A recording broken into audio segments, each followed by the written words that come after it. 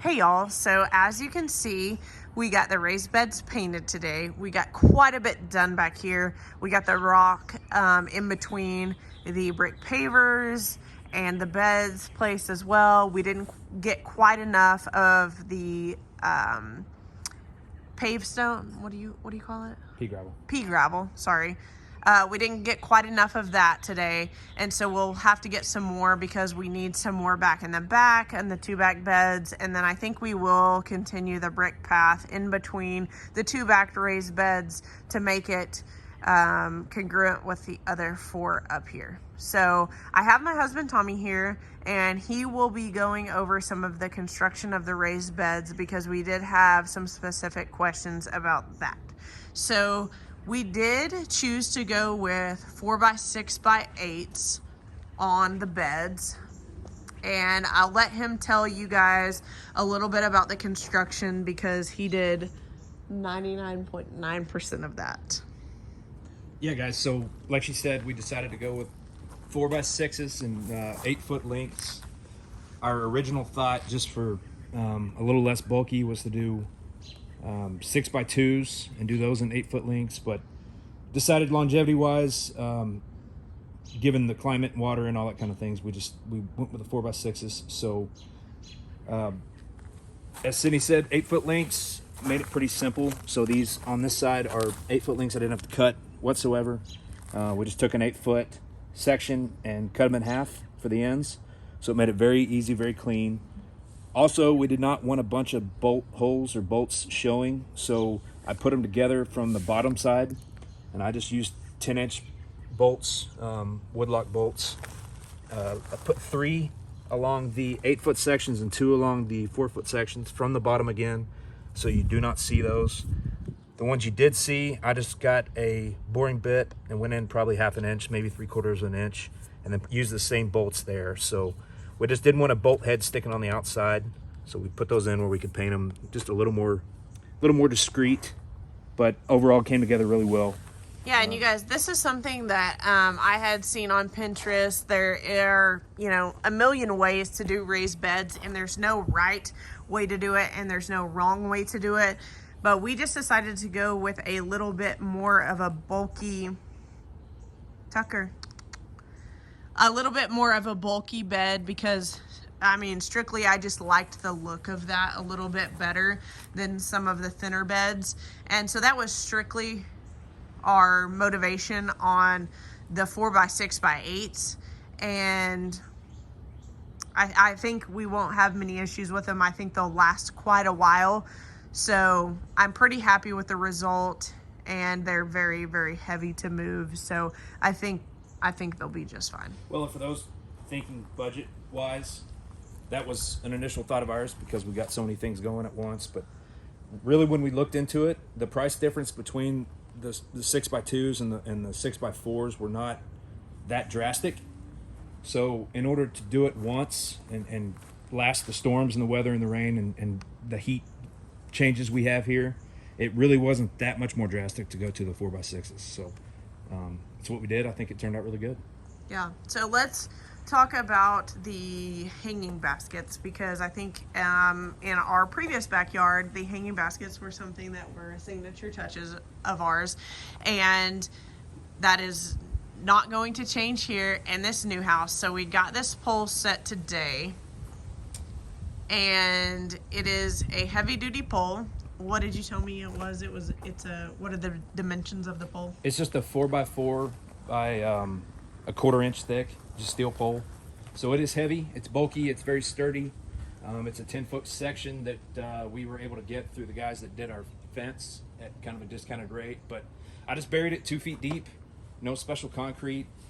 And then as far as the design, it was a little different than the other house because these were going to be at the same height.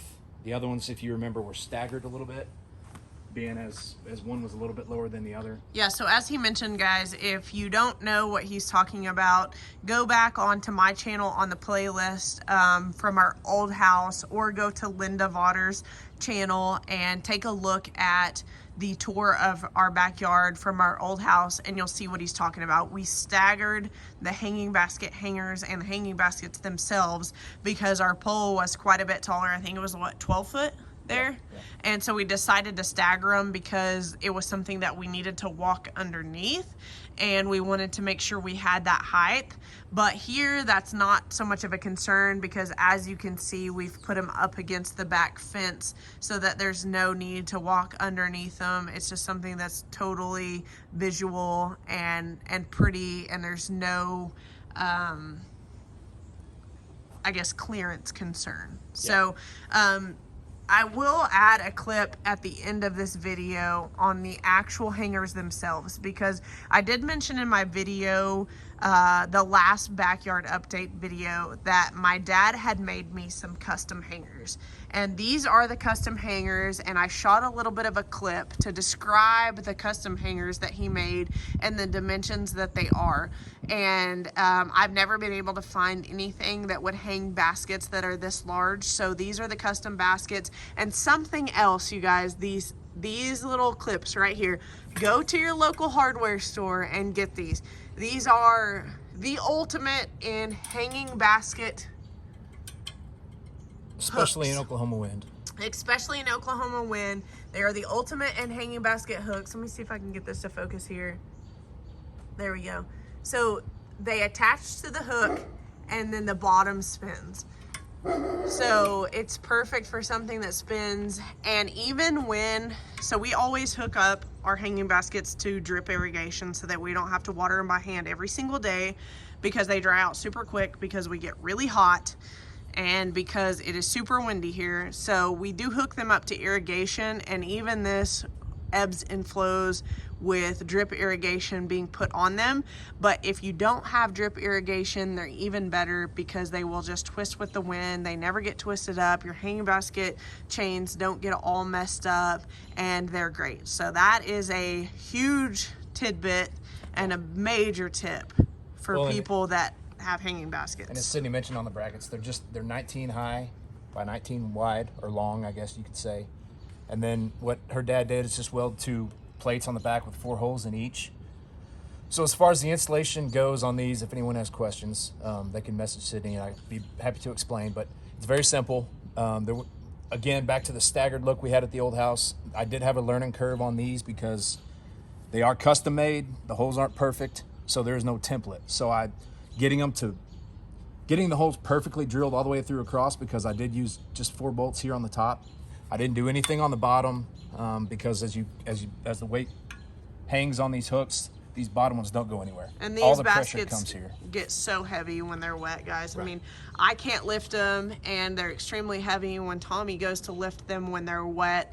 And so you really need something that's pretty robust and heavy duty. So that's what he's saying. There's no need. But to hold them, it's nothing out of the ordinary. It's just a 6-inch bolt.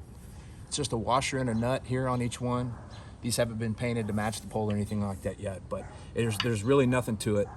I put 2 in coming from this direction, 2 in coming from that direction. Tighten down as much needed, and then again, there's nothing that needs to be here. There's plenty of weight once these are held. So same template we used at the other house, just a little bit different design. But like Sydney said, it's kind of her signature look as far as the landscaping goes. So again, turned out pretty good. And you can see in these baskets that there are white pansies in these baskets, and there are not purple pansies in these baskets. And that's because in the last house, before we knew we were moving, I planted purple tulips in the ground, and I decided to go with white pansies. So the signature purple is in the pansies at the old house. Check out my Instagram reel and the YouTube short for tulips. For the view of the tulips that we planted last year in our old house. So there are about 400 tulips coming up down there, and I'm and I'm so jealous, but I know we'll have a bunch of spring color. And as jealous as I am of the tulips that are coming down at our old house, up at our old house, I know Linda feels exactly the same here. And I'm sure she will be coming by to take a look at those when they start really flushing out, which should be in the next week or two. But Tucker, hi.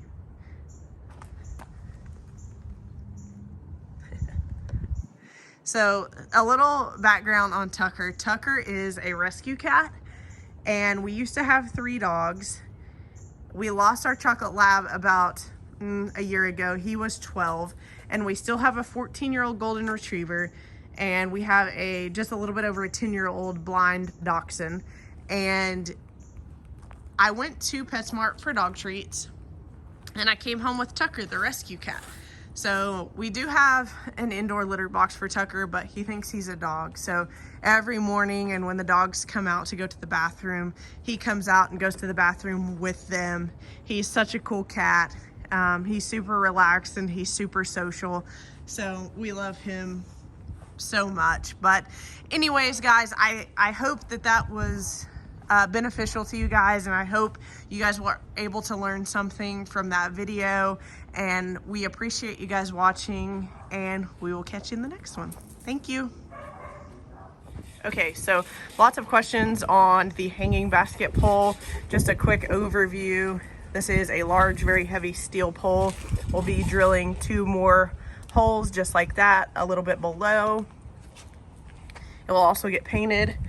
But here are the hangers that my dad made me. A lot of people had asked. These are also very heavy duty because when the hanging baskets are wet and freshly watered, they are extremely heavy.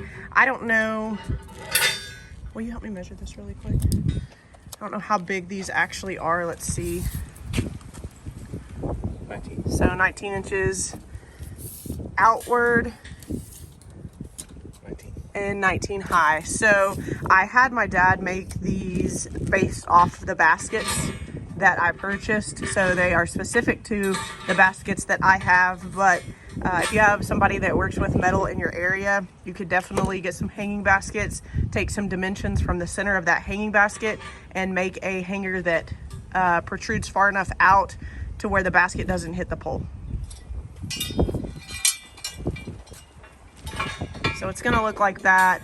In our other house, we had them staggered, but they were staggered because the pole was so much higher. This is gonna go back towards the fence, and we just decided to go ahead and put 2 baskets at the exact same height because the pole is quite a bit shorter. I think this pole, what did we say, was 10 feet? Yeah, and it's going 2 feet deep. And it's going 2 feet deep with concrete. And I think the one at our other house was probably 12 feet. Yeah. So that's the rationale behind hanging them directly on the other side of each other and not staggering them. So there was quite a few people that had asked. So there's that.